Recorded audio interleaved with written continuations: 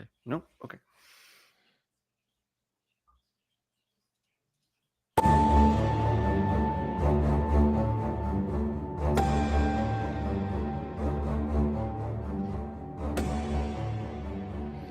Hello.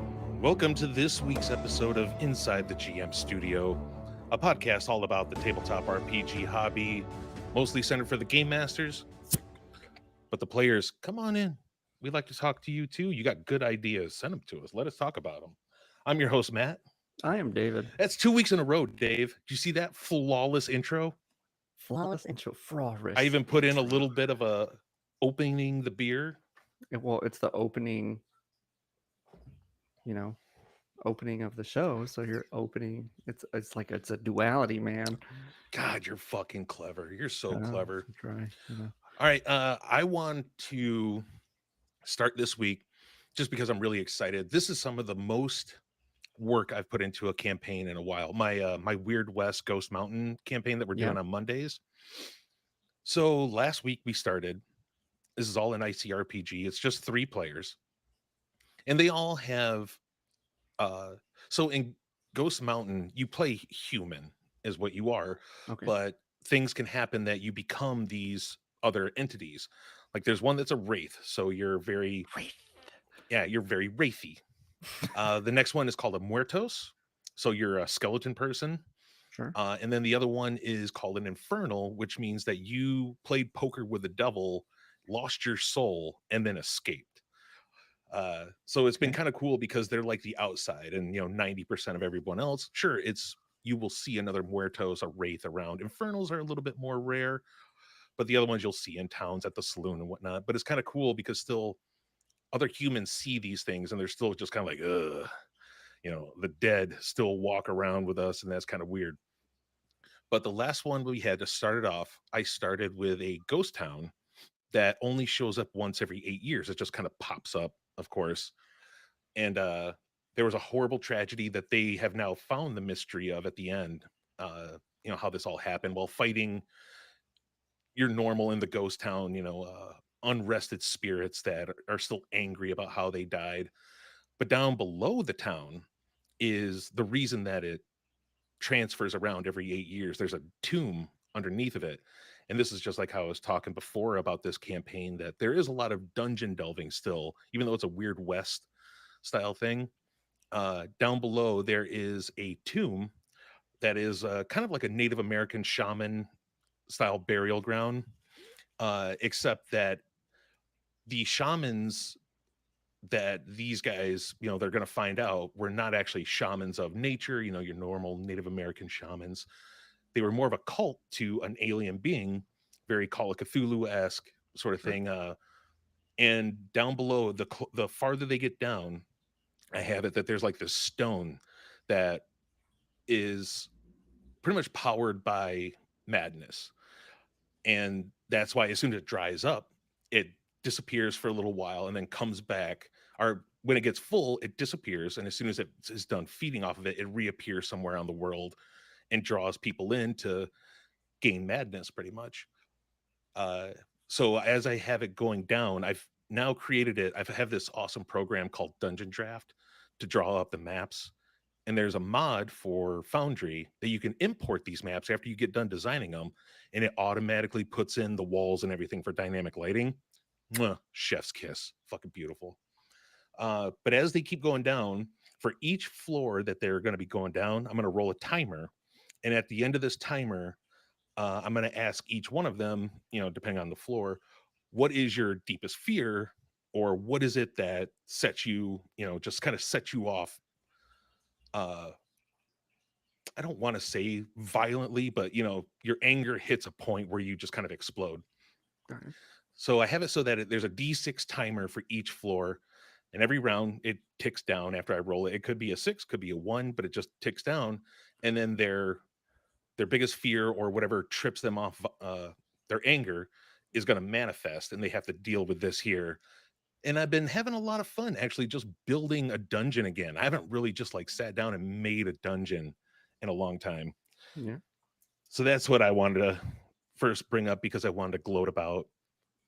I'm doing a thing. I'm not just doing I'm not just taking pre-written shit and reusing it for other stuff. I'm I'm actually like being the GM.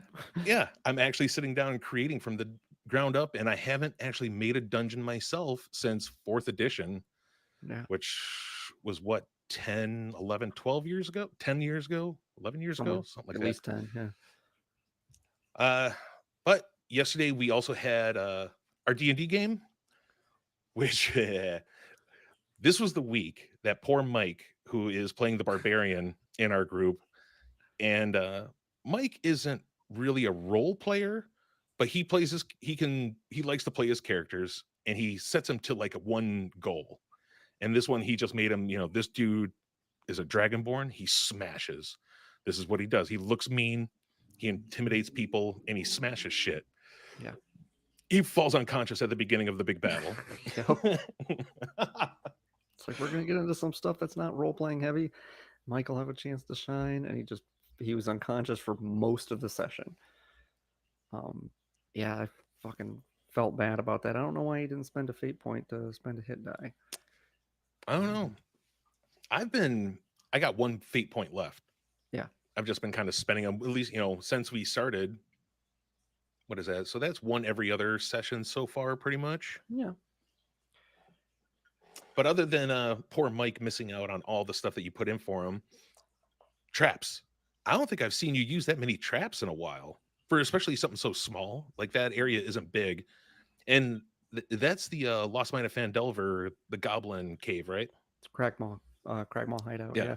Yeah. Repurposed. Although I did last time, I think I ran through that. I used the same thing where it was like there's a trigger where if you try to circumvent the stairs, then the rock slide happens, and if you Hmm. go up the stairs, then it releases the quippers down, which are basically like a swarm of piranha. That's what got Mike because he was in the water, and it rolled pretty like it's a 3d6 damage. I think it Yeah. rolled 16 on a 16. Yeah, I 3d6. It's remember. like 551. It's like that's pretty good. And he was just down from that point on. It's rolled a death save and got a 1, so he was 2 in the hole, and then someone stabilized him, and he could have just used a fate point there, but I didn't know. He might have just thought like, well, maybe somebody has something that can heal me, and I don't need to use this fate point now. Yeah, I felt a little like I felt a little bad for him, but that's how it shook out. It is been challenging so far. Oh, I was thrown a little for a loop because Rob joined our game last night, and it was kind of short notice, and he basically sat and did nothing for the majority of the session because I just didn't want to uproot everything. Hmm. Incorporating him into the delve, I think, complicated things in a way that slowed the game down a little bit. But that's just the way it goes when you throw a player into the mix and try to. He had ample time to ruminate on why he was there and how he was there and all that. So I suspect that'll likely come out. I got to use board to good effect last night. Dude, Boar was the hero of pretty much the night. He fucked some shit up. He climbed up the escarpment after the goblins had fled out. They fled out of the cave where Rob was being held to come and meet the rest of the party, and he just kind of slinked up behind him and went in there and saw that Rob was in there and freed him, and then came in and came up behind him, held his own on the bridge, killed like what how many goblins were there total? 7, and I think he killed like 4 or 5 of Yeah, them. at So least 5 of them. that was pretty good. Perhaps a little more reliant on an NPC than you should be. That's okay for like a session here and there. I got to use him a little dialogue and kind of show what he's about. So I did well with that. I was pretty pleased with how I demonstrated his character. I was a little less pleased with shall call it the pacing, but I thought the description was pretty good last night. Yeah, I wanted to ask you about how you felt about the pacing last night. It was just complicated by uh, Rob's character being in there and having to kind of balance those two Mm. things. And I had intended past this little dungeon crawl for the session and get back to town and the primary cliffhanger. I felt like we didn't have time for that, so I ended it with the kind of backup cliffhanger. Um, so that was good. The gravity of the shorter kind of encounters being more intense because it seemed, I don't know if this is like you playing Yeah. your character, but you're just like, you were like, whoa, let's get the fuck out of here. It's like, Oh okay, no, that's a coward. that's a that's a yeah, no, that's a character choice. Okay, I wasn't sure if that was a little of both or one or the other. And as much as it kind of pains me to have to use the NPC toward that end, like I kind of did. Again, the other players I think are more inclined to defer to you and not really put their foot down and be like, no, Mhm. like we're not running. We got to do this. So I was trying to tee up a sort of moment for me and Rob's character to be Mm-hmm. reintroduced. Yeah, Our backstories is that we knew each other when we were like 8 or 9 years old. yeah, He left with an entertainer, like a like a theater troupe or whatever, mm-hmm. and I never saw him again. And I wanted to be the part where I kept saying, like, fuck this. This is scary. This shit is, I don't want to be here. And Mm-hmm. then I see him, and at some point, the realization hits me. And then I charge in like a hero to save my old friend. And that's what I wanted, but it didn't turn out that way. Well, it didn't help that he was always kind of like, even when he was like supporting board, he was behind him, and I even like clicked on your guy, and I was like, what can Matt see here? Yeah. I was like, no, he can't quite see Rob's character, right? And that's was maybe a missed opportunity, but it's kind of cool. You came in and like pushed forward, and there was a little bit of. It's funny because sometimes characters don't really like talk to one another when it's appropriate, and instead they're Mm. like, "Well, let's just get on with things." And it's like in this particular instance, it was like, "Oh, hey, like a new character," and Boar brought him into the mix, and they're like, "He's like, yeah, hey, here's the thing, and how I got," and like I had to, as the NPC, be like, "Yeah, we'll have time for that later." Like, our Yeah. party mate over here is pushing further into the dungeon, and we need to kind of go over here and Hmm. support him. To uh, the point about pacing is, it felt a little, you know, like there wasn't, because there's obviously, with the introduction of a new character, there is going to be some kind of expositional dialogue, and typically having that in a dungeon delve is not typically the time for expositional dialogue. It might be the time for like banter in between encounters and stuff, but not typically the time for like character development, expositional dialogue. Then you have like this character introduced who, it's like, well, why is he here? Is he friend or foe? How is he in the mix? Oh, he knows one of our party mates. There's a reunion. And it's like there's all that Yeah. going on. And meanwhile, it's like you're here for a reason, and there's maybe some sense of urgency to that reason. And it was really difficult for me to balance that. It probably didn't go as well as it should have. Mike's character getting out of the mix probably wasn't the best. That kind of stymied things a bit, getting him to safety and pushing forward into the dungeon since no one Yeah. was really Everyone that was healing. actually hitting with attacks, other than Boar, Yeah. Beto, Patrick, and Rob using their cantrips. Hmm. Uh, Patrick had one real good hit, Hmm. but everyone else was like rolling one for damage on everything Yeah. else. So, and I wasn't hitting shit. Yeah. Well, you didn't. Yeah. Did you hit anything last night? I don't think so. I kept missing. Because I I don't was rolling remember you. super low on everything. I was fairly proud with a lot of the characters, um, a lot of the players actually, of like finding other things to do when it's like you're not contributing to like the damage output. I'm gonna do this, and it was like Hmm. they were thinking in terms. Patrick was like, I'm gonna just, okay, that goblin is around the corner. I can't hit him. I'm just gonna throw some fire bolts over there anyway. Lay Yeah. down some fire. Let him know that I'm still here. I'm gonna use my mage hand to splash up some water Yeah. with people. I thought Uh, that was really cool. And I know I got to give Dave props on this one because I know a lot of dickhead DMs out there would be like, oh, well, using an action to cast Mage Hand and you want to use the help action all at the same time. I don't know.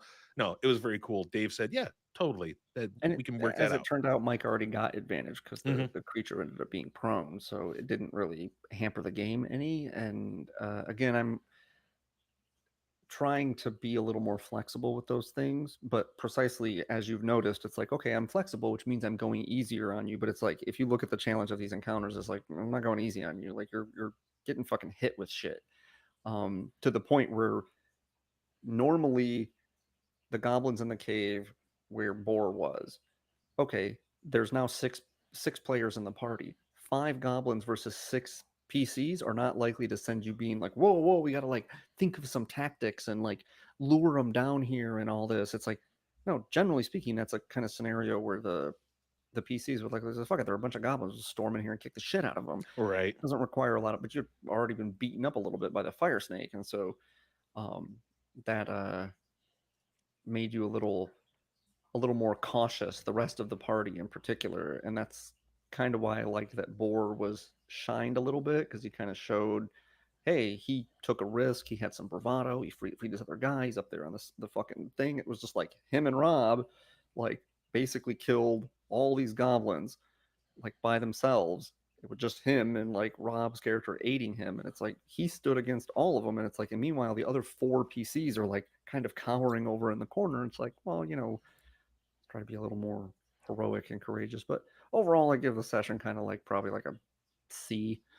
Um, Okay. Yeah. I think you're being a little bit more hard on yourself than I'd give it probably a good B. mm, Because I did have fun at some points when the downtime wasn't as long. yeah, Which I looked up that email that I was talking to you before we started recording, yeah, and what it was is it came from Drew Turner, and he said he's written in before, yeah. and he's just like, "You guys should say something good about Beto. Is there anything good about Beto? Let us know." And I one thing I wanted to say about Beto yesterday, Beto, if you're listening, I don't know if you do or not, but I love you to death. But have you noticed that Beto always repeats you when it's his turn? He doesn't. Well, I started the whole session last night. Well, we weren't even playing yet, but like Rob got on. He was like, "Hey, nice to meet you," and Beto was like, "Yeah, I'm the guy that fucks everything up." And I was like, "Well, that's not really true." I was like, "Beto is a good role player, Yeah. brings a lot of energy to the game, but just doesn't pay attention very much. It's his biggest weakness, is he just, and that's why, probably why he does that, is he repeats what I say." Yeah, because after you describe what happened to him, uh, immediately at his turn, he kind of just repeats everything Dave said. Like, okay, after I got hit by the snake as it did this and this and this and this and this, and then I thought about like this and this, I get up and I do this. And it's usually a lot shorter than his recap of what just happened. Of course, And I thought, we could really save some time if Beto didn't recap everything. But hey, if that's his style. That's his style. if it What helps him to follow along with what's going Yeah, on, then it's good. totally. Uh, Yeah, saying good things about Beto. Yes, definitely a great role player. I love the role playing sections with Beto. He does great work. Even yesterday when he started falling into his old character's accent. yeah, he was fighting it. He was fighting it. I could hear him, like, not because his old character in the Curse of Strahd campaign. For those that haven't heard us, he has kind of a Ricardo Montalban in Mm, Wrath of Khan, kind of like, "Hello, friends. Like, how is it going? What do you say? We go into the, he's like got like that kind of um, accent to him, which was a character choice and interesting. But he'd been doing it for so long, it's hard for him to kind of like shirk it off when he speaks in character. Uh, Beto does almost all elements of the game right. It's just he doesn't listen carefully. What was I giving him a hard time about last night? He was asking me something. It's like I had just given him that's what it was. He was like, okay, so is there like a it's like there's like a way, like, for like the Matt's character, for me to like just this character here to like provoke an opportunity attack. It's like if I mm. move him away from him, then he's going to provoke an opportunity attack. And I'm like, what is the question? And he's like, well, I'm just wondering, is there a way, like, for me to? And I'm like, dude, I have no idea what you're asking. If you leave an enemy's reach, Yeah. then you provoke an opportunity attack. It doesn't matter if you do, like, he seemed to be getting at, does it matter whether they do so willingly on their Right. turn with their move? And it's like you're getting more into the weeds of, like, just listen to what if you leave an enemy's reach. Hmm. And if there's an exception to that, then there's an exception to that. But is he leaving an enemy's reach? And he's like, well, yes. And I was like, well, actually, no, because the swarm of quippers have a reach of 0. So although he is adjacent, and typically enemies have a reach of 5 feet, this enemy does not. Is that what you're asking me? And he's like, I guess. I'm like, so okay, like it's like a Man, that whole. always triggers me that willfully moves. Hmm. Back to fourth edition when I played my wizard back then, because I played the blood wizard. Hmm. Um, Oh what was yeah, that? What the second tier was? yeah, And Paragon too. yeah, you set like a almost like a dot on them, a damage over time, but it's only if they move willingly they take damage. Yeah, So I would have like I'd put it on them and then I would like thunder wave them or whatever, whatever it was back then to make them yeah, move. And yeah, I'd be like, haha, bitch, you're gonna take because I just pushed you back 5 squares. You're gonna take this much damage. And Nate and a couple other, I think it was Jason actually, was just like, uh, no, because it says they move willingly. I was like, oh fuck. See, and that's why kids always read the rules, read the description of your spell really well. yeah. I don't think it was initially that way. Ratted it to They be that did. way Yeah, because they one of did. my players did the same thing. He was like, "Hey, if I like force movement on this guy, like it's like well, okay, that's um that came up last night with one of Rob's powers where it was like, does a force movement provoke an opportunity attack? Mhm. Nothing in the rules says that it does not. It just says if you move Yeah. from a character. So that seems to indicate that even force movement provokes opportunity attacks. Yeah. I think if you think of it like, so they're pretty much turning on you and moving instead of where disengaging, you're still facing them and defending yourself. Yeah, So yeah, if the like fear or anything hits them, they turn tail and start running away from you, then yes, yeah, you'll probably get an op attack on them. yeah. Or just yeah. A defensive withdrawal is different than moving away from someone. You're engaged in a fight with them.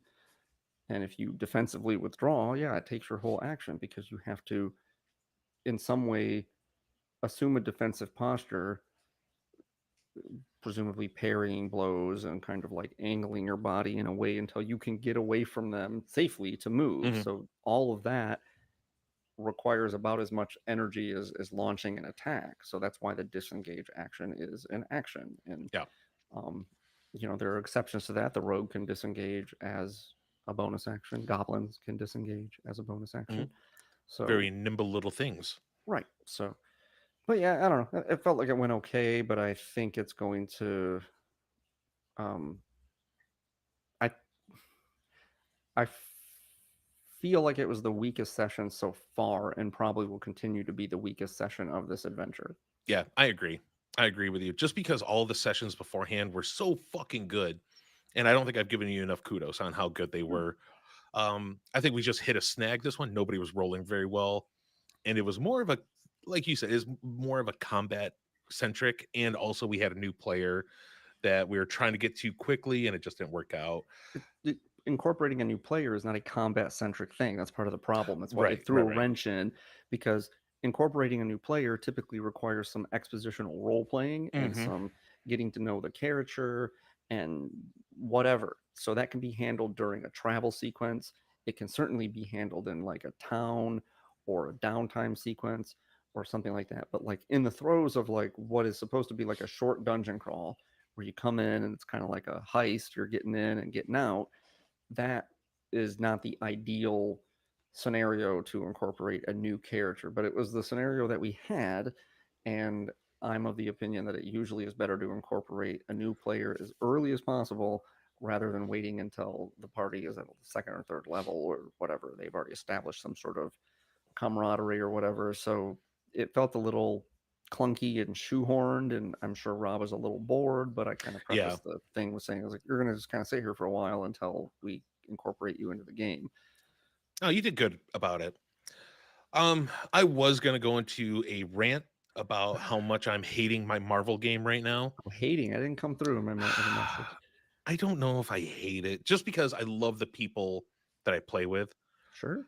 but the system and everything. I'm gonna make a whole segment about it. I think it's gonna make good content Okay. later on after I figure out how I want to put it and think about what it is that I really don't like about it. Give us. Can you just give us the Yes, high level broad strokes now? so it's a mix of 1980s TSR rules that are shit because they're For supposed sure. to be very simple, but they're not simple at the same time, as well as they're so convoluted and so like there's no actual like on your turn with every single role playing game these days, you have a move and an action. At least those two things. You Yep. have a move and an action. In this game, there is nothing. It's just your turn. You just do something. The, Uh as well as everything because everything is rolled randomly, you become like here, I'll give you one example. So my character is a scientist. He has a degree in physics, and this is all rolled. I have a PhD in physics, but my intelligence stat is my lowest stat. what? Yeah. And Rob's character, who is this downtrodden detective, his powers that he got was that he can sense all this stuff, but his skin was turned into like this rocky substance. I have more armor than he does with my darkness power because I rolled higher on my armor power than he does. And it's just all sorts of it's fucking dumb. And It now it's a lack of cohesion. we have players like Liam, who is deep down, he's a power gamer to the fucking max. And so Yeah. he's been digging in deep into this system. And now his character is so fucking OP, it's not even fun anymore because he's just found a way to play the system. I seem to recall that being the case in fourth edition when I played with you Yes. guys, that he was that way. Yep.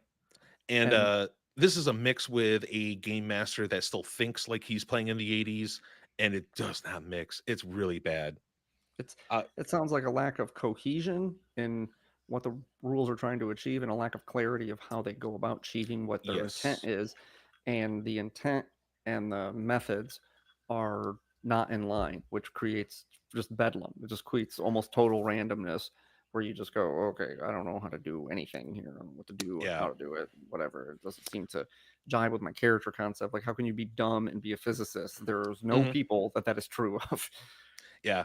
Well, especially our last session, things came to light, especially about some of our powers that Spencer, as the game master or the, I can't remember what they're called. I think it's the narrator or whatever it is in this system. He should have known some of this, but he was that game master that you actually you didn't yell at me about it, but you told me way back in the day for fourth edition, I had a new player come in and I subscribed to the website where you could build a character. Back in Mhm. fourth edition, at one point you needed this software to build a fucking character Yeah, you did. if you wanted to make them kind of how D&D is getting right now with all the source books and everything. Uh huh. Um, and like you told me, you were just like, dude, don't do that. Just give him one fucking book. Yeah. Give him one book because he's going to be, Analysis overloaded on all this paralysis. shit. Yeah. Yeah. Just give him one book and let him start there. And if he wants to make another character later and broaden himself on it, let him do it. Spencer, at the beginning of this, threw down like six of these books and was just like, go ahead and make your fucking character. So now every time we got to find a power, I just use the basic book to Hmm. make my character, made it very simple. But now everybody's passing books around and they're trying to go through. He's like, what book was it in? Oh, I don't remember. Ugh. Like I said, I can make almost a whole episode on It's the the thing antithesis of, going wrong here. well, if here's what I suspect is going wrong, and part of the reason it's probably not sitting well with you. We had discussed two camps of the extreme end of role playing, and the reason that both of those are a problem. Mhm. One is the purely fuzzy, narrative driven, it's your story, no central conflict, no like me telling you what it is you can and can't do on a turn, and the problems that are in. Then the other one is too rigid mechanic. Power gaming, you have to like fucking have a brain like Patrick to really comprehend, compute, and sort all of this material. And if you're a power gamer, it really rewards that. It sounds like this is kind of simultaneously both of those things at the same time, and not in the ways that each are good, but in Hmm. the ways that it's like each of them are failing. Like if you're a power gamer, then you can pour through all these like source books to like maximize something, but still that result that you get over here is still largely reliant on the sensibilities of the GM and what it is that they're doing. It you're not the benefit of having like a really rules heavy game is the players know with certainty what it is they can do, how they go about doing it, and there's no interpretation from the game master. There's no interpretation for whether you can do this. It says so here, right in black and white. I took this power. I can do X, Y, and Z. Yeah. That's that, right? And that doesn't allow for a lot of flexibility and interpretation on the part of the GM. But on the other end, it's like you have something that's just, how does this work? Well, don't worry about how it works. It's like, well, if I want to use a thing, want to use a power or do a thing, I need to know what the consequences are. I need to know what the results are. How do I achieve what I'm trying to do? It's like that's about as egregious as a GM being like, okay, well, there's a cliff in front of you. You're on top of a building, and there's a balcony across the way, and the player going, okay, well, can I jump from one balcony to another? Well, don't worry about that. You can just try. It's like, but if I know it's 100 feet away, I'm not gonna try because I know that that's not likely to happen. Right. And if I know that it's like 15 feet and I'm a fairly athletic character, then maybe I could endeavor to do that. But don't just tell me to try and then only to be like, no, it was 100 feet away. There was no chance. Like, what were you thinking? It's like, I Yeah. was thinking that you didn't give me enough information about the thing. We've talked about on this show before that there, yes, handing is great, but there are some times that you just say, it's not possible. Yeah. Yeah. Um, It's, but when it comes to the Marvel game, so I have been pushing, and all the players have been kind of pushing me like, dude, Spencer's got to do something different. I was like, don't worry, I got it. I'll talk to him. So after the game last week, he and I were outside fucking smoking cigarettes, drinking beers, and I have given him the demo for the new Marvel role playing game that is coming out, and it had just come out on Thursday, the day after our game. yeah. I saw it And at the Barnes and Noble when I went. yep, he told me, he said, "Hey, if you buy the book and you feel this strongly about it and you can transfer the characters over, I'll give it a shot." So guess what I did? I bought the book and I'm in the process of transferring all the characters over Nice. because it is way more balanced. It has a lot better rules. It's a modern game. I'm not a fan of some of the systems in it, but it's way better than fucking 1980s TSR bullshit. Yeah. 1980s DSR stuff is garbage. Yeah, Like, it is. unless you, it just rewards like just power drunk game masters really. Yeah. It's like it doesn't, it's It clearly made by reinforces those guys. the game master versus the player's aesthetic, and I Absolutely. don't like it. I don't like it either. I'm not a fan. All right, I, but I'm going to save that for another show because, like I said, I there's only can 10 make a minute whole, segment today. yeah, I can make that a whole thing coming up. Let's get to a community question. How about that? Six. 6. That's it. Six.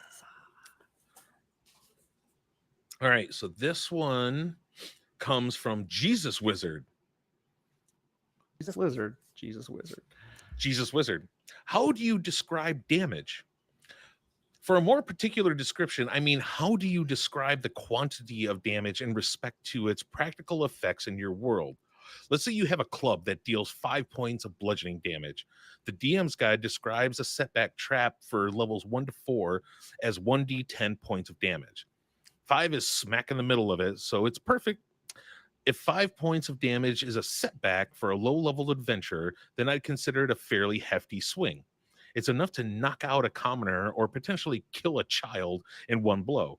Some Mm-hmm. adventurers may be knocked unconscious by it. Let's say you have a fireball attack, 8d6 damage for an average of 24 points of fire damage. That's beyond the average damage for a deadly trap in the DM's guide. It could easily kill most people instantly. It would knock most low level adventurers unconscious, if not kill them outright. A small firebomb for sure. Now, in almost every case, damage is absolutely relative, of course, but I like to create sense of consistency in danger so the players can grasp how badass their characters are for overcoming the danger they do. So if you had a club attack that dealt 24 points of damage, that would be a greater than a hill giant swing or almost a stone giant's rock. That's enough to kill a commoner several times over. Turn them into a paste, honestly. How would any mortal humanoid creature shove that off without some kind of magical protection? I know HP is not health points, but rather hero points that show a representation of your creature's resolve, mental and physical fortitude. But let's say a PC is restrained and then critically hit with a spear attack.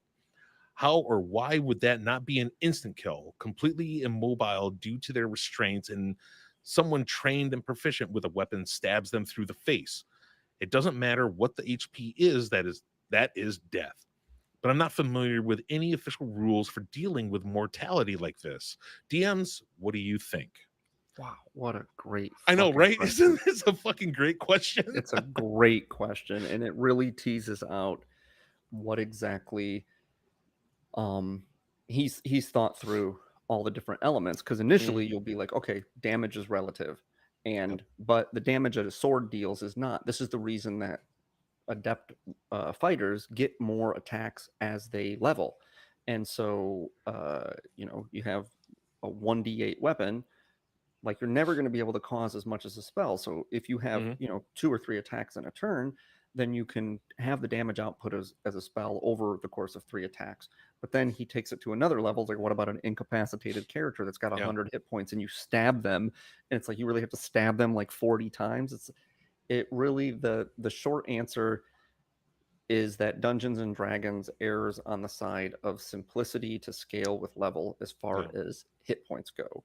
And trying to make that realistic in some way would require you to uh, like upend the general rules. So I always use the example of falling. Falling damage is falling damage. Mhm. It doesn't. I don't care if you have 100 hit points and you're a level 20th adventurer. If you fall off a 50-foot cliff, you're fucking done. You're Oh no, dead. but that's only 5d6 damage. it's only it's only 5d6 damage. It's like, no, you're gonna die. And Mhm. so you would have to come up with some other rules that say, okay, if you're restrained, you don't, the D&D conditions do try to encapsulate this a little bit, which is if you're restrained, it's a critical hit on you automatically. Right. And so, but again, just like a 1d4, like a dagger should be able to kill you if you're incapable of defending yourself. Now, if that's not the case, you're using a fireball spell or a weapon attack, you can reason it and rationalize it in going, well, a 10th level adventurer is much better at swordplay. They're much more familiar with magic. So 5 points of damage to them is nothing, which means that a regular person, a commoner, that someone swings a club at them, it connects with their jaw, it dislocates their jaw, it snaps their head back, and it fucking probably knocks them unconscious. That's 5 points of damage. But 5 points of damage to a character that has 50 hit points is 10%, which means instead of being so defenseless that it hits him in the jaw and snaps his head back, maybe he tucks his shoulder in and rolls his head down, uses the Mhm. crown of his head. It grazes his shoulder, it clips the top of his head. He's battered, but not fucked up. And that actually kind of goes with what we understand of an experienced person versus a non-experienced person, and typically it has to do with skill. So like I used to box, and I'm not a big guy, but like I know how to fucking throw a punch.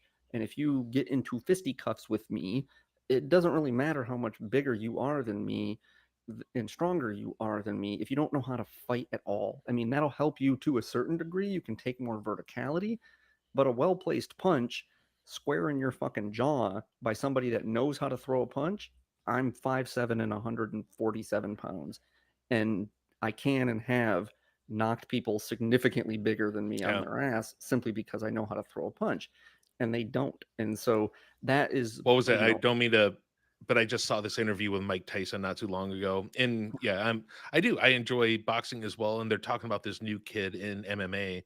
No, Mhm. he's just a regular boxer. They call him the Monster. Mhm. He's this, I think he's Thai, Yeah. but he's a welterweight. But this dude would like, even Mike Tyson said, dude, he could go in, up. He could go up his weight class. He could go 2 times up his weight class, Yeah. and this kid would murder him just because he knows how to fight.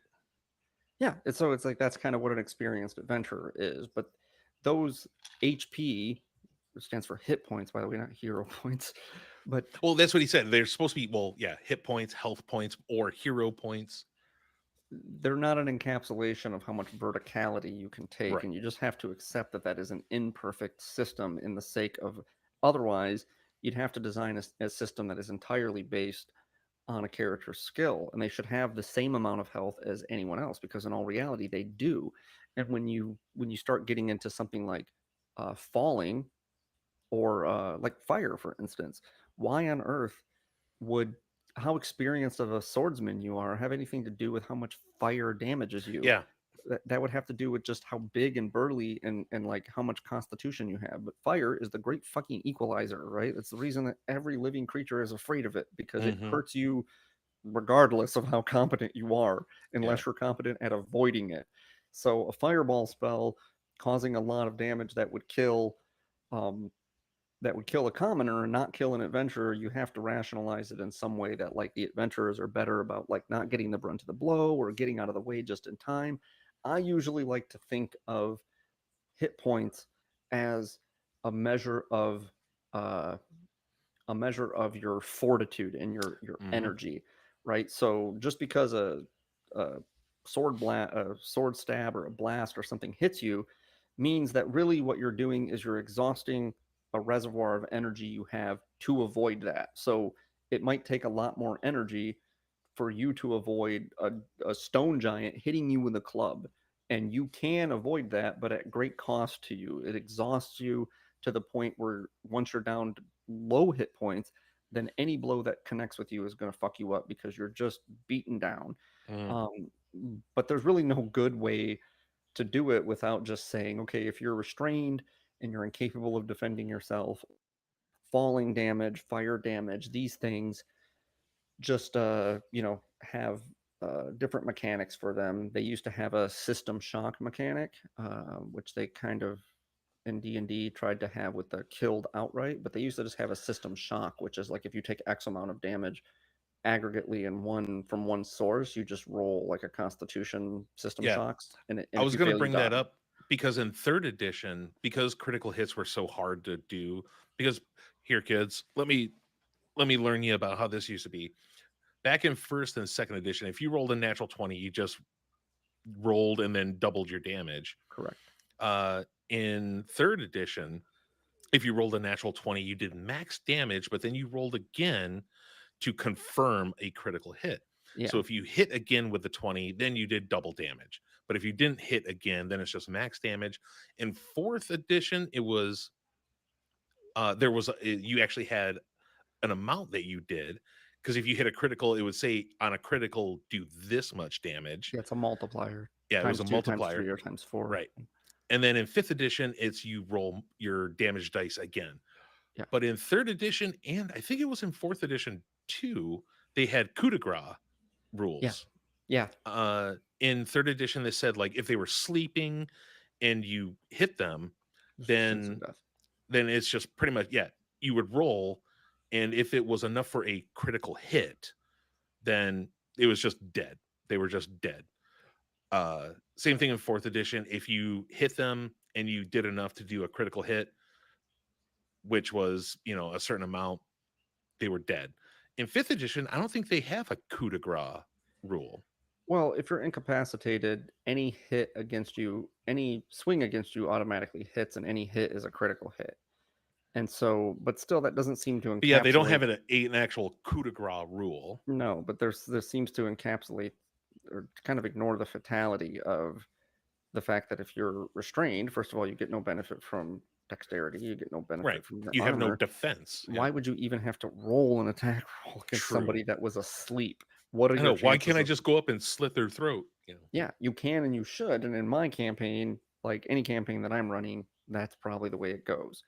I Um, like the roll because if you get a natural one, then there's something that happens to stop you. But other than a natural one, yeah, you're fucking golden. yeah, maybe I could get down with that, but you also kind of just totally ignores the the reason that I wouldn't be inclined to do that is like if you're sleeping and you're in a room somewhere, which means that the PC that's going to go slit someone's throat in their sleep likely has to climb some sort of wall, sneak past some guards, pick a fucking lock, creep into the room unnoticed. All of that's pretty challenging and should be difficult. And if you're successful on that, when the guy's sitting there right like you're under you with your dagger, the likelihood that you're just going to stab at nothing like just doesn't seem very likely. To me, it's like you've done the work to get there. You've gotten to the guy. It's like the same thing we were talking about before with having like high uh, NPCs of high status. Mhm. Like the likelihood that they're probably just commoners. Killing a king is not difficult because the king is a 20th level adventurer. It's difficult because getting access to him is all but impossible. Yeah. That you have to go through an entire army in a fortress to get to him.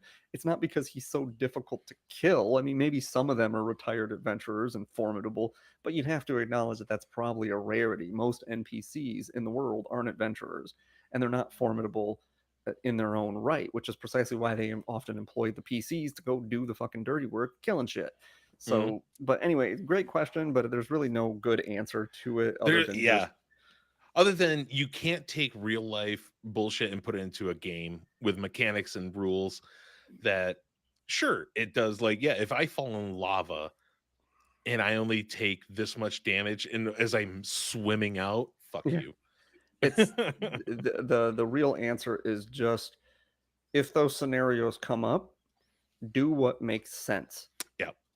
Do Like what do makes what sense for makes sense. you, really, I guess. I would say do what just makes if someone is bound and gagged, and the same thing with uh think about when you're watching a movie and the characters are dead to rights, right? Someone has like, they pop out of a bush and there's like someone at point blank with a crossbow or they have a knife to someone's neck. The game mechanics would have you believe, yeah, what's the big deal? He's got a knife to my neck and he'll make an attack roll. And if he hits me, then, I might just take 1d4 damage and I'll just turn around and fuck him up. It's like in all reality, you would just be fucking just dead meat. And when those scenarios come up, if they come up for more narrative purposes, let your characters know, let your players know that this is a subversion of the general rules and that you're not likely to just go like, oh, you just take 1d4 damage from just slit your throat and you just turn around and fuck this guy up. It's like, no, he's got you. You could even just have um, maybe some sort of general rule. Call it a dead to rights rule if that's what you want. Mhm. Someone has you dead to rights, which means that if you move or if you do something, they disarm you. You're on the ground. They point their sword at your throat. Boom, they have you dead to rights. Which means now if you move, they will stab you, and the almost certainty that they will kill you is good. That can be important for the plot and for dramatic purposes, but you have to let your players know that you're suspending the general rules of the game in some way so that in the interest of narrative purposes and also just what kind of makes sense or if they're Mhm. falling if they're in fire or lava that those rules are different but without getting into the weeds of all of it I would say like, well, what's the purpose? It's just a general tracker of health. We all know that someone that's more experienced doesn't literally have more health than somebody that isn't. Right. So there's no way to encapsulate it that doesn't leave your characters as they gain levels as vulnerable as a first level PC. All right. Yeah. And I want to reiterate my roll on it no matter what. And if you get a natural one, just because I can have some fun shit.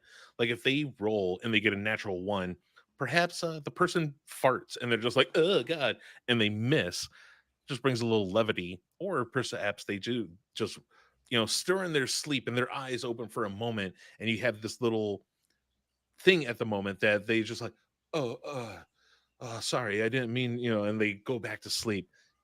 It could just make some cool shit come up. Yeah, it's more of a random element. It Sure. is. That's all it really is. They're gonna fucking die. Yeah. All right, let's get into our main subject right now.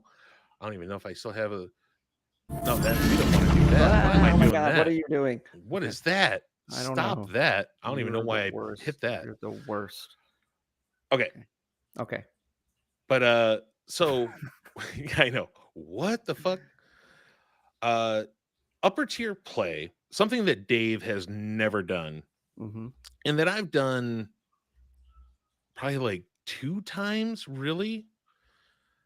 Uh, I have a nice little thing here that somebody brought my advice for upper tier play, and I wanted to bring it up to see what Dave thought and if I ever even decided to use this stuff. So in upper tier play, things are supposed to be a little bit more challenging, and things in D&D can get not as challenging other than in strictly combat centric sort of things, I guess I should say, because you're got to get just bigger monsters. There's no challenge other than bigger monsters. Mm-hmm. Like an orc is no longer anything that you're going to deal with, right? Right. But what if those orcs are still a menace and you have to deal with them? Then what do you do then? Like, no matter what, an orc can still become just as much your equal as than a frost giant. Say you are so experienced that a frost giant is your equal. Well, why can't an orc still be your equal? But let's get in here and let's see the number one on the list of to bring up for upper tier play. And this one, I can already tell you, I'm not a fan of. Change the stat block. Written stat blocks are a starting point. Change them on the fly. Remember that players only know what you show them. Is the monster too easy? Give it something to make it less easy. Too hard? Adjust its hit points and AC as needed. Maintain the illusion that you're working from something pre made, but change things that need to be changed as they need to be changed, as long as they don't defy what the party already knows about the specific encounter in question. I'll let you know right now the reason I don't like this, especially in a game like Dungeons and Dragons, is that stat blocks are made to be balanced. Yep. And I think changing them on the fly without knowing what you're doing is bad. Uh, because you're just going to start running into a lot of things that are going to start gumming up the works. What is the goal of that though? I don't understand. Like if the goal is to make the monster more challenging, then use a more challenging monster.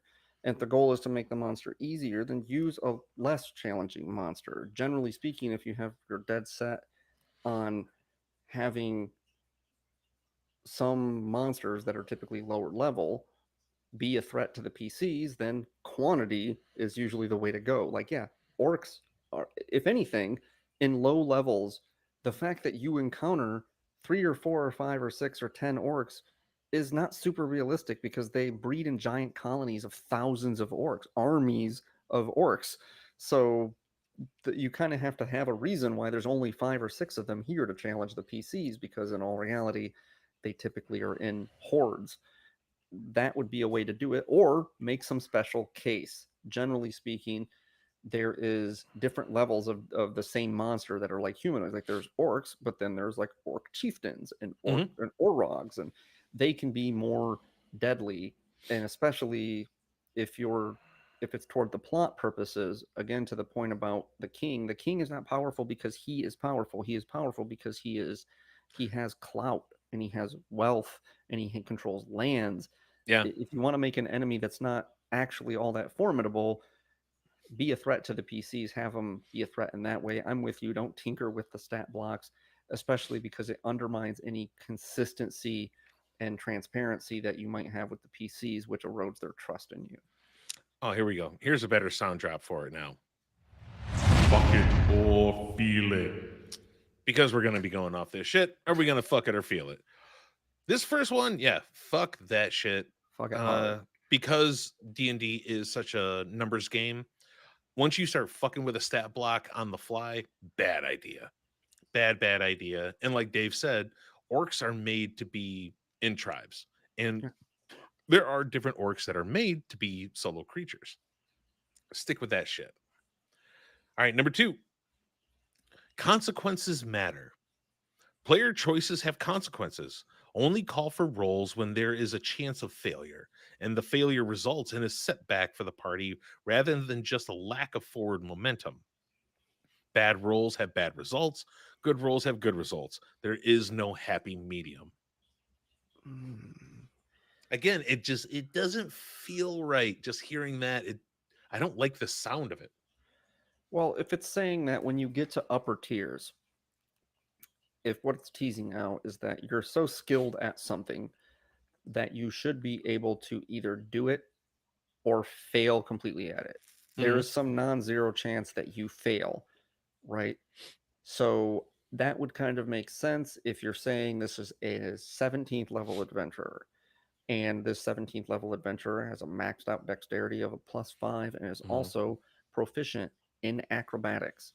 Their acrobatics score is their proficiency bonus alone is what, a +5 at that time. So you have a +10 to acrobatics, and they have expertise in it. So they're like a +15 in acrobatics, and they go to jump from one building to another. You don't have them roll. You know that their score is good, Mhm. and that it's just a fruitless endeavor to bother to have them roll. And unless you want to say that there is some chance that they just like shit the bed entirely, and there needs to be consequences for that, then you have them roll. If that's what they're getting at, that once you get to upper tiers, that there should just like the roles should be like almost gone away at some point, unless there is a crisp sense of failure or success, then I'm okay with that. And actually, I would agree with that, that it probably, you don't need to go, well, what is your strength score? And it's just like, okay, well, I've been playing this character for a while. I'm like a fucking barbarian, Goliath barbarian, I have maxed out strength, and let's calculate. It's like you should just, your character would just know whether they can lift this drawbridge or whatever. Like, it's, you don't need to kind of go through the motions of rolling every minor thing, because most things are either a matter of success or not, and that's how you demonstrate that your characters have attained some sort of heroic endeavor. I'm a fan of this. Again, if you're trying to have low level monsters just either be like a setback in some way, as opposed to maybe the PCs will die, then throw a horde of them out there and don't handle it Mhm. like a straightforward, it like they're battling these hordes of enemies, and you know that victory is assured, but it's going to be like, how battered and beat up are they, suffer a level of exhaustion or lose a couple hit dice, or whatever. Like they take, you know, 1/4 of their hit points of damage, but there's no drama to whether they're going to fail, because at high levels the drama of failure should be culminated in typically the end of something, the end of an adventure, a big bad, and some likely to fail by going through the small opening acts of the adventure, because those things should be a rising tide of challenge. If that's what they mean, then I'm okay with that. If they mean that there's no margin of victory, that there's no gradient scale of like a middle ground between you succeed and fail, like entirely categorically, then that seems kind of stupid. All right. You kind of turned me around on that. Now that you've actually like broke it down, I can see where it's coming from. I think I'm very much on your side after you've described that. It's because it's like that happy. There's no happy medium. It's like Yeah. there Hmm. has to be there has to be an opportunity for quieter moments in the adventure. It can't just all be the do thing where it's like, Right. it's either like hard failure or hard success. It's like, frankly, if you're that, think about it this way: if you're a rock climber and you're talented enough to rock climb Kilimanjaro, this axiom probably holds true, which means you can either do it, or if you can't, there's a very steep cost to not being able to do it, which is likely that you're fucking dead. If something goes Yeah. wrong on a rock climb to Kilimanjaro and you get far enough up, there's no like marginal failure there. It's just like you're either competent and heroic enough of a rock climber to do this and to get to the top, or something will go wrong. And in which case, if you're not prepared to have the something go wrong where the character falls off the mountain and dies, then don't even have them roll. Just go like, yes, you can do that. Yeah. Like, All right. Next one up. Don't barricade the plot behind the dice rolls. Give the players clues they need. Tell them where the secret quest item that they are looking for is, and if they're in the room. Save rolls. Save rolls for things that have stark consequences. Make the source of challenge from overcoming the challenge, not from failing to perceive a vital clue. they're Mm, they're getting close. Like, so the first one was a hard no. The second one was yeah. like a maybe, depending on what you mean. This one to me is just fully a yes. Hmm. Yes. Don't barricade the the plot of the adventure with some sort of dice rolls. The characters, if they're high level, should be beyond that. Uh huh. Tending with the challenges head on with the skills that they developed, not like they're not in the crucible of testing their skills and learning, right? They're not Luke on the Millennium Falcon fucking around with the lightsaber. They are Luke in Return of the Jedi on the Sarlacc pit, right? Fully competent, Hmm. fully like aware of his powers and able to do great and heroic things. That is more in keeping with a high level campaign than a low level campaign. I don't. Do you have different thoughts on that? No, not at all. You took the words right out of my mouth, especially the Luke part. I would have I was probably gonna say just just it's got back just a there. Star Wars reference. I Yeah, yeah. always get you with I that. would have done that. Yeah. Make time important. I love this one. Make time important and really make it matter. If a party doesn't move quickly to save the warlord's daughter, she will die or her mysterious ailment, and that will plunge the kingdom into chaos. Only the adventurers help, and they don't really have enough time to get everything done they need to do. Yes, time is always important. This is one big one that I've in lower levels I don't make a big thing of, but in higher tier stuff it does. It especially if they're new players when they first start out, time isn't really of the essence. But then you should start to realize that yeah, your adventures, the higher that you get, the more uh oh god, I don't know how to say that. That's not even true, really, what I'm saying, because even in low level adventures, time could be of the essence for anything. It. I would say that you're onto something there, which is it can be, but should it necessarily be? Yeah, yeah. And I think part of what this is getting at is that when the dramatic stakes are high, then a ticking clock illustrates that there needs to be um, some element of urgency, because otherwise, if it's not urgent, then why does it necessitate these high level PCs attentions, Mhm. right? There needs to be urgency, and I'm a, not only having what you call a ticking clock scenario, but also throwing things in the PC's paths that are competing goods, things that might draw that you have like this one overarching thing before the next blood moon. We need to stop this ritual sacrifice or Mm. whatever. And every day the things are ticking down and the PCs have to travel from point A to B to C to D in that time. And it's all pretty tight schedule.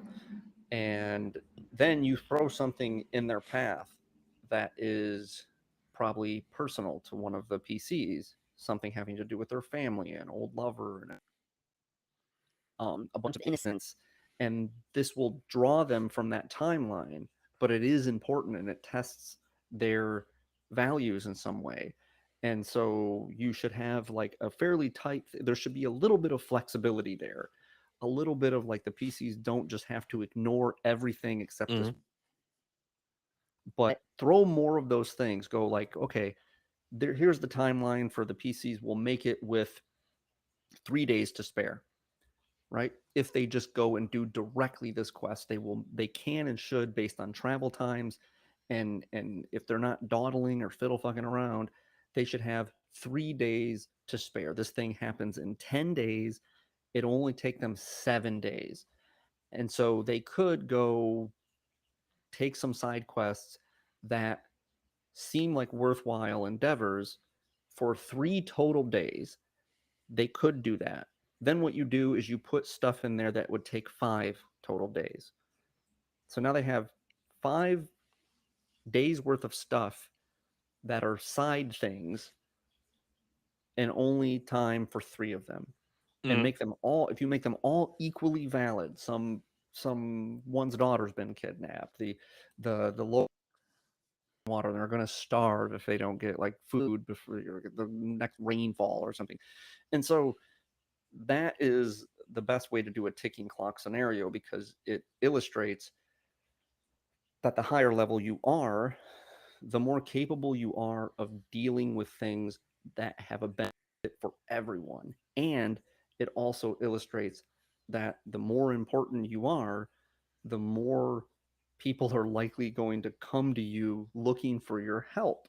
And that can be a fucking burden sometimes. Like if you got bigger fish to fry, you can't just have every single person with a fucking sob story coming, need your help with this. It's like, oh, like my cat went missing, and you're like, dude, I can't do that. But Yeah. if you have like legitimate things that are like, crap, this whole village is in trouble, right? Like, and is that worth it? And you go, yeah, it's worth it. Let's go do it. The principled characters in the party are likely to be like, let's do it. We got to help these, time to spare. And then the second one comes along, and the third one comes along, and the fourth one comes along, and you're just like, geez, okay, do we? I mean, our main goal is kind of, we're losing sight of it. That's the way to build tension and give the characters a heroic sense of purpose, and the responsive feel the weight of responsibility of being capable characters. This one kind of tacks onto that, as well as I wanted to know what your thought on this was, because you are a little bit more hardcore about rest than I am. Mm-hmm. So one on here is no long rest, only short rest, 2 per day maximum.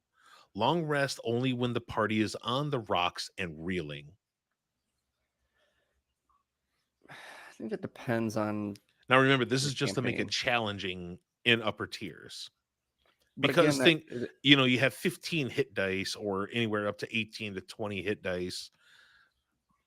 So every short rest, you have this sort of thing that you could get back to almost full but in 2 short rests. but again, it goes to the previous 2 points. One, which is, if you're doing your job about making the timeline crunch, say the Hmm. PCs have 3 days to do something, then yeah, there probably is not like be any long rests in there. If you set those bars in of the timeline correctly, then and things aren't challenging enough, then compressing time is a way to make it more challenging. But if you've done your job previously, everything should scale. If the encounters are appropriately challenging, then the PCs should be getting, they shouldn't just walk off a battle with an adult dragon. Right. Hmm. They should be depleting at short rest their hit dice, and at the end of a long day of adventuring, we forayed into this like thing, and we battled an adult dragon. They should be pretty just as beat up as a fucking second or third level character is after a small dungeon crawl with some goblins. To the previous person's point, it scales. So if you're presenting challenges that are rigorous and deadly to the PCs, then long rest should be still necessitated every day or so. Um, I can see if you don't want to have that, you want to go more for quantity. You want to go for a variety of uh, scenarios where the PCs are always heroic and seemingly almost just kind of hewing through like all kinds of enemies, and they're just like shirking off all this damage. Then yeah, if you want to make it more challenging, you you want them to be heroic at every moment, because the um you like that idea within the scenarios of the encounters for them to be heroic, but you still want there to be dramatic press the timeline, and probably eliminating long rest is a good way to do that. But that just seems like really, so what, the PCs don't sleep, like they don't Yeah, yeah. that really seems to kind of be doing away with Or essential, like, yeah, they just sleep for very short time. Like, oh, you get an hour here, you get an, and then here you get another hour or just a few minutes. It's kind of in line with them being almost like superheroes at that point, which Yeah, I'm yeah. not a fan of. I still think that it needs to be grounded in some sense of reality. Otherwise, they become so divorced from the very people they're trying to help and save. They're Mm. like gods almost, and it's like, well, if you're that removed from the average person, the average commoner, then why are you even doing this? Like, you're just you take pity upon them and just I don't know. I don't. This one's kind of like probably not so much in my campaigns, but I could see scenarios where it might be good. This one here, this is both you and I, we're both fans of this, and we both use them well, especially in our last session. Exhaustion is essential. So use time crunches and hex crawls to make your players force march their characters to gain exhaustion. Now, the way that they say this, it doesn't sound good, but when you get hit with exhaustion, that level one, like I got hit with a level one because I fell unconscious, and we Mhm. have a new rule in our game that you get a lingering uh Injury. injury. Yeah. Mine was one level of exhaustion. And guess what? That means you have disadvantage on all ability checks. Yeah. Do you know what an ability check is? It's damn near 90% of everything that you fucking roll. Not attack rolls, but yeah, Not almost attack rolls, everything. not saving throws, But like almost everything else. but everything else, yes. Or death saves. So Yeah. yeah, well, it's still a Well, saving that's a throw. saving Saving throw. throw, Yeah. attack rolls, no. But everything else, yes. Everything else that you roll is at disadvantage. And yeah, that can hurt. That hurts a lot. Yeah. And exhaustion is one of those tools in D&D that I fucking love Yeah. because it's one of those that just as soon as you get it tacked onto you, you're like, fuck. Because disadvantage and advantage is a much it's like a really strong tool Yeah. that a lot of players don't know it is because they don't play at higher tiers. Like maybe because they think that pluses are more than advantage. No. It's like, no, dude. No, no, no, no, no. Advantage will always be higher. Well, not always, but yeah, as a general rule, advantage is the equivalent of like a +5 on a roll. Uh, but it's not necessarily always higher because if you roll two shitty rolls, then that's Right. Yeah, yeah, whatever. yeah. Like, or you like, let's say you roll two tens, so then it would be better to have a +5 to have zero tens and one 15, but you don't know Right. that But if I your gave odds you are always a in your favor. yeah, if I gave you a perpetual +2 or I gave you advantage on the next two rolls, which would you take? I would take the static +2 all the time because it's more reliable. But in any given circumstance, do you want a Mhm. +2 or do you want advantage? I want advantage. Yeah. So uh, I I like pluses because they can stack with advantage. That's what we're doing with the gang up rule in the Mhm. new system. So I'm trying to get that to play out. But I agree with the sentiment that exhaustion is something that should be used, especially if you're at a high enough level where you're layering a top damage. You're the players have so many hit points or whatever, and they taking damage, and so they would probably rather take 10 or 15 or 20 points of damage even than take one level of exhaustion. uh, but again, to the previous point, if you're doing everything on this list, why is one level of exhaustion that bad if to the previous point you're not making the players roll ability checks all that frequently? Yeah. It doesn't really seem like the detriment that it would be at lower levels where players are rolling a lot. All right, we're going to go into a little bit of a lightning round here. Okay. Because a couple of these I've used myself, especially in higher tier play, and I really want to know what Dave thinks. So number one, mooks, 1 HP little stabby guys, dozens of them running around everywhere. Do you like them? It's what they used to call minions in fourth Yeah. edition. Uh-huh.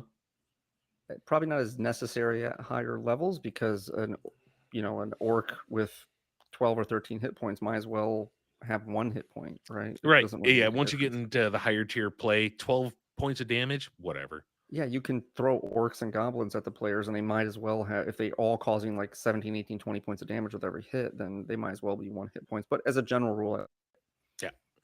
Number two, give the monster what it needs to be scary. If a monster doesn't have an ability you think it needs to challenge the group, give the monster that ability. Oh, yeah, by the way, these shadow drakes have the strength drain ability. Again, this is the previous point about changing monster stat blocks. No thanks. Exactly. Thank you. I agree with that. Um, Intelligent monsters go for the kill. If the PC is down, have the mob shank them until they are dead. No takesies backsies. I'm a fan of making villains fearsome and don't have them forget that they're powerful villains just because it's for the sake of the plot. This happens all the Mm, time in movies.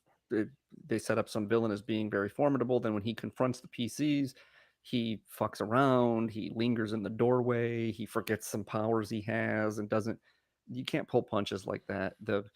I did this in Curse of Strahd where it's like if you take damage, the PCs are down. Um, it's an automatic death saving throw. If the characters have a good reason to do that, again, don't make it like just because it's a high tier play, but if they have a smart villain is more fearsome, so generally act as though that villain knows kind of what the character's powers are and don't pull any punches. That's a yeah, good I way to want to make things fearsome. reiterate an intelligent monster. Mm-hmm. And also just and if they have a fucking any sense about them whatsoever, Yeah, then yes. But if they're, if they're just a basic animal smart something, perhaps as soon as the character falls, if they're not hungry to just devour them right there, they right. might move on. If there's Yeah. other threats, especially they're going to contend with those other threats. They're not going to just keep hitting a fucking downed PC while other characters shoot arrows at it. Right. Yeah, exactly. Anything they can do, you can do better. Got that silvery barbs or counterspell blues? Wait till they are on the other end of the stick. Tiny hut, whoops, the arc nothic dispels it. So this is, yeah, especially I have had before where enemies where I've dispelled a character's spell and they're Mhm. just like, wait, what? Yeah, they have the same spells you do, dude. And they use them according. This goes back to the PCs being or NPCs being smart. Yeah, They should don't don't pull punches if they're a high level spellcaster. Then they should be apprised of what someone casting a deadly spell looks like, use their counters accordingly, use their use. I mean, you should just do this at all tiers of play. Try to use a monster to its fullest capabilities. Don't like have it just he just doesn't use his nimble escape this turn. Like, right. well, Yeah. why?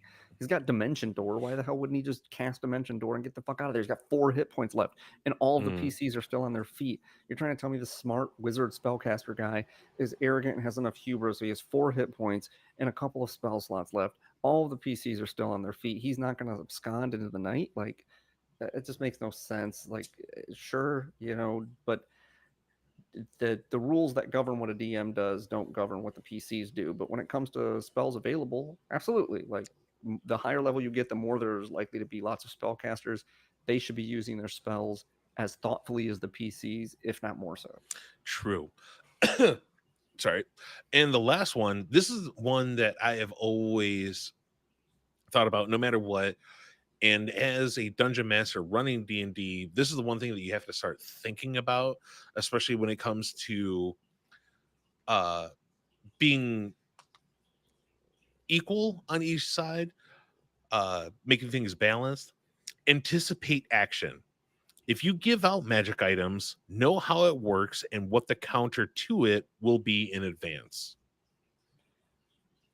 Yeah, that's probably a pretty good measure. Like don't introduce things into your game. Magic items should always be bonus fries, right? Right. If the more of them you deal out, the more an encounter that's built for level 16 adventurers, if everybody in the party has a magic item, they're more capable than an average 16th level adventurer. Hmm. They're probably adding a couple of levels there, in which case what's built for a party of 16th level adventurers is probably going to be a breeze if they all have fucking Vorpal swords and whatever else. Yeah. It's like it's not going to be that much of a challenge. So be aware of that and have this is the reason I'm so judicious or so reserved about Mhm. handing out magic items because it's like, well, they have an impact on the entire way that I build encounters from this point on. too many of them overinflates the party's sense of purpose. But you can also uh, play a clever trick on the party, which is just because they get something doesn't mean they keep it. Try to think of scenarios where you could force the party to have to choose between losing an item and doing something that's related to the story, or just pure malice, just pure happenstance. A guy is, oh well, I'm climbing up a cliff, and it's like, okay, so you're doing an athletics check. It's like, I got this, right? And you roll, and it's like, okay, that's great. So you make it, but you drop this item. Or Mm, what about things in your pack that could and should probably break? Characters fall yeah. like health potions in their bag, and they're all just fine. Like, Yeah. try Especially try with all taking that gold that they keep in their backpack. try taking some of that shit away every now and again. Nothing, Mm. and I Well, mean yeah, nothing, fucking irritates a character more than having a magic item like reclaimed by the yeah, DM. I've seen a couple Curse of Strahd campaigns that at the end, the Sun Sword, as the person like stabs Strahd with it, like as soon as they take him down, the Sun Sword, finally knowing that its purpose has been delivered, just like crumbles away. Absolutely, that's what I Just was like, going to have oh, happen. it's actually kind of cool. And even the players that it happened to were like, that is a fitting end for the Sun Sword.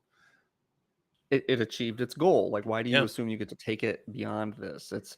And so that's kind of, I was gonna have that happen. Like, Patrick's character was a paladin, and it was like by the time he got done, he's probably level 10, Yeah. 11 maybe at the end of the campaign. He loses the Sun Sword, but then you got a refractory where maybe there's a few levels where you don't have the Sun Sword. Then maybe there's like a Holy Avenger on your horizon, Right. right? Like, Yeah. Yeah. and it's like an upgrade, and it kind of sets the stakes, and that's good. But yeah, taking magic items away, players assume once they have them, they're just there. We're good. I got them Hmm. forever now, and it's like, Oh, I'm try just going to fucking with, file this away until I need it later. try fucking with that a little bit. See how it, especially if you want to frustrate upper level characters, try taking away something that is like, if you give them a legendary magic item, try having it like, especially if it's got a will of its own, like, it just goes away. It decides that someone else would be better.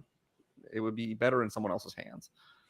I have a story that I heard from R.A. Salvatore, old Bob Salvatore himself, the guy that writes all the Forgotten Realms novels. He Mm-hmm. talks about back when he actually played back in the 80s, and his DM was a fucking, oh no, he was the DM, and he was kind of a dick about all that sort of thing. Mm. And this was back in the day when they were going up against a blue dragon, and the players knew it. So they were like, oh, we're going to go buy all these magic items to, so that we're resistant to lightning damage. Lightning's not going to do shit to us. They go to an apothecary or this potion shop, and they're like, we're going up against a blue dragon. We need some shit. Lightning's going to be hit. We need the shit. And like, oh, I have this potion of lightning resist right here. Yeah. And they're like, all right, dope. They bought it. They go in, they drink it right before the dragon attacks them. They get fucked up and they run away. And he comes back to the potion dealer and he's like, this didn't work. What the fuck? It's just like, oh, well, you just administered it wrong. I'm sorry. And they were just like, fuck it. Okay, cool. We didn't know.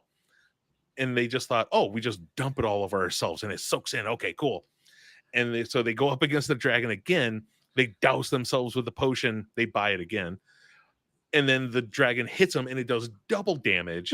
And they're like, oh shit. They run away and they come in to just ready like kill the potion dealer. And they're like, you told us that we were administering it the wrong way. And they're like, he was just like, you poured liquid all over yourself for a dragon that did lightning damage. You are an idiot. Yeah. That's fun. That's just fun shit. But I think that is going to be a podcast for this week. If any of you all out there have any questions for us, if you've ever played in top tier games, let us know. Write in. Tell us how yours went. Is anything that we said, worked for you? Or, just listen to us or watch us on Twitch because YouTube is being a kind of a dick and not letting us stream. You can go to twitch.tv/Inside the GM Studio and watch us every Sunday, 9 p.m. Eastern, 6 p.m. ish, PST. Yeah. But for this week, I've been your host, Matt. And I am David. A good night.